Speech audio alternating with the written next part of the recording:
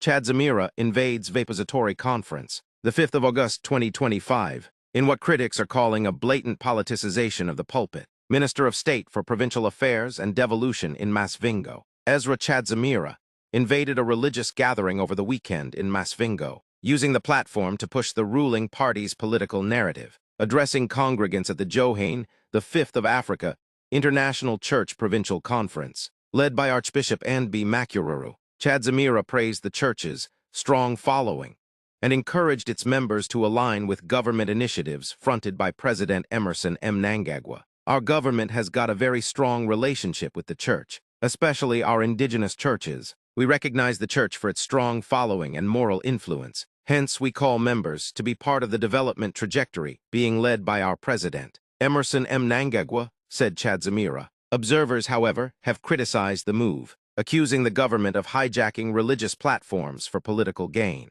With Zimbabwe's socio-economic woes worsening, some see such events as attempts to exploit faith communities to maintain political control, particularly in rural strongholds. Chadzamira also promoted government programs in agriculture, tourism, and mining, calling on the church to participate. We are implementing various programs in communities. Be part of those programs to improve your livelihoods, he said. He further urged churches to help in the fight against drug and substance abuse. Archbishop Makururu responded positively, saying, as a church, we value the relationship we have with the government. Our church is not only a spiritual refuge, but also a source of livelihood for many. But critics argue the church is being co-opted. When ministers show up at church events not to worship, but to preach party politics, it becomes clear that the church is being used, said a local observer. Some clergy members have warned that such partnerships dilute the prophetic voice of the church. Once the church becomes an echo chamber for politicians, it loses its moral authority,